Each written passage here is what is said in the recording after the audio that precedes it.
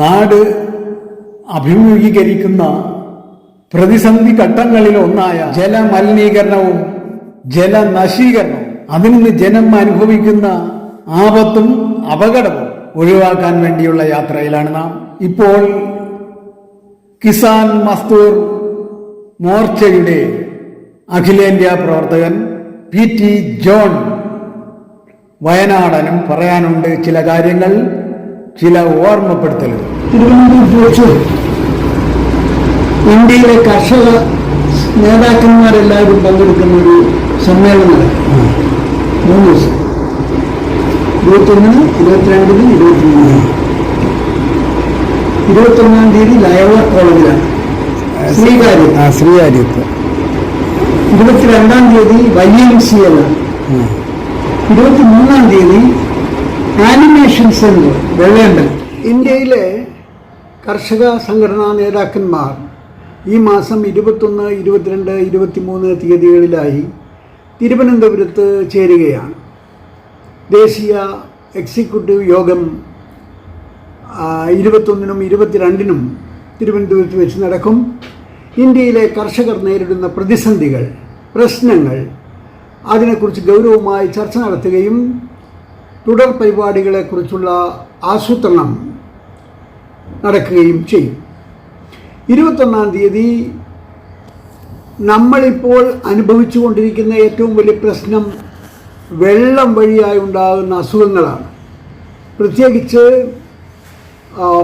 Amoeba, മസ്തിഷ്ക ജ്വരം, ഷഗല്ല തുടങ്ങിയ രോഗങ്ങൾ ഇന്ന് വർദ്ധിച്ച് നൂറുകണക്കിന് ആളുകൾ മരിക്കുന്നു. നിരവധിയായ ആളുകൾ രോഗികളായി ആശുപത്രിയിൽ ചികിത്സ തേടുന്നു. ഈ സാഹചര്യത്തിൽ വെള്ളം മലിനമാക്കുന്നതിനെതിരെയും വെള്ളം ശുദ്ധീകരിച്ച് ആരോഗ്യം സംരക്ഷിക്കുന്നതിനെ സംബന്ധിച്ചുമുള്ള സമ്മേളനം 21-ാം തീയതി 2 മണി മുതൽ ശ്രീകാര്യത്തെ ലയോള കോളേജ് ഹാളിൽ നടക്കും. ആരോഗ്യ വകുപ്പ് മന്ത്രി ശ്രീ K. മുരളീധരൻ ഉദ്ഘാടനം ചെയ്യുന്ന സെമിനാർ ജല വകുപ്പ് മന്ത്രി മോൻസ് ജോസഫ് മുഖ്യ പ്രഭാഷണം നിർവഹിക്കും. നിരവധി ശാസ്ത്രജ്ഞന്മാരും ഗവേഷകന്മാരും വിഷയം അവതരിപ്പിച്ചുകൊണ്ട് സംസാരിക്കുന്നതാണ്. 22-ാം തീയതി ഇന്ത്യയിലെ കർഷകർ നേരിടുന്ന ഏറ്റവും വലിയ പ്രതിസന്ധികളിലൊന്ന് ഇപ്പോൾ അമേരിക്കയുമായി ഒപ്പിട്ടിരിക്കുന്ന ട്രേഡ് ഡീലാണ്. നരേന്ദ്രമോദി ഒരു ഫോൺ വിളിച്ച് അമേരിക്കൻ പ്രസിഡന്റ് ഡൊണാൾഡ് ട്രംപുമായി സംസാരിച്ചതിനെ തുടർന്ന് ഒരു ഡീലുണ്ടായി. ആ ഡീൽ അനുസരിച്ച് ഇന്ത്യയിലെ മത്സ്യത്തൊഴിലാളികൾ ഉൾപ്പെടെ, ഇന്ത്യയിലെ ക്ഷീരകർഷകർ ഉൾപ്പെടെ വലിയ പ്രതിസന്ധി നേരിടാൻ പോകുന്നു എന്നുള്ളതുകൊണ്ട് ആ വിഷയം സംബന്ധിച്ച് YMCA ഹാളിൽ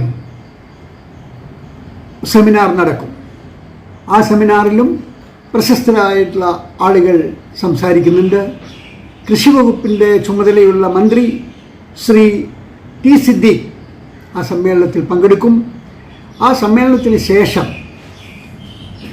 YMCAയിൽ നിന്ന് രക്തസാക്ഷി മണ്ഡപത്തിലേക്ക് പ്രതിഷേധ മാർച്ചും പൊതുയോഗവും ചേരുന്നതാണ്.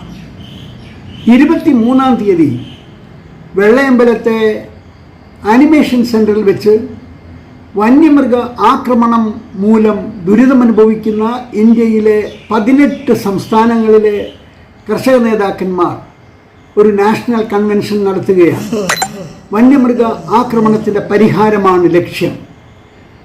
ഇപ്പോൾ നിലവിലുള്ള 1972 വന്യമൃഗ സംരക്ഷണ നിയമത്തിൽ എവിടെയും മനുഷ്യരെയും മനുഷ്യൻ്റെ കൃഷിയെയും സംരക്ഷിക്കുന്നതിനുള്ള ഒരു പഴുതും ഇല്ല. അതുകൊണ്ട് 52 വർഷം പഴക്കമുള്ള വന്യമൃഗ സംരക്ഷണ നിയമത്തിൽ ഭേദഗതി ഉണ്ടാവണം എന്ന് നിർദ്ദേശിക്കുകയും ആ ഭേദഗതികൾ എന്തൊക്കെ എന്ന് നിർദ്ദേശിക്കുകയും ചെയ്യും. അതോടൊപ്പം തന്നെ ദേശീയ കൺവെൻഷൻ വന്യമൃഗാക്രമണത്തിൽ പരിക്ക് പറ്റി കിടക്കുന്നവർക്കോ മരിച്ചു പോകുന്നവർക്കോ കൃഷി നശിക്കുന്നവർക്കോ നഷ്ടപരിഹാരം നൽകുന്നതിനൊരു നിയമം ഇന്നില്ല എന്നുള്ളതുകൊണ്ട് UDF ഗവൺമെൻറ്റിൻ്റെ തെരഞ്ഞെടുപ്പ് മാനിഫെസ്റ്റോയിൽ MACT മാതൃകയിൽ നഷ്ടപരിഹാരം നൽകാൻ ഒരു നിയമമുണ്ടാക്കും എന്ന വാഗ്ദാനം നൽകിയിരുന്നു.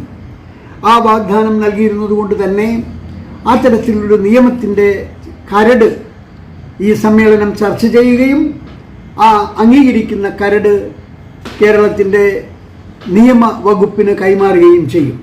അത്തരത്തിലൊരു നിയമം കേരള സർക്കാരിനെ കൊണ്ട് പാസാക്കിച്ച് നഷ്ടപരിഹാരം എന്നത് ഏതെങ്കിലും ഉദ്യോഗസ്ഥൻ്റെ സൗജന്യമല്ല, ഏതെങ്കിലും സർക്കാരിൻ്റെ സൗജന്യമല്ല, നഷ്ടപ്പെടുന്നവൻ്റെ അവകാശമാണ്.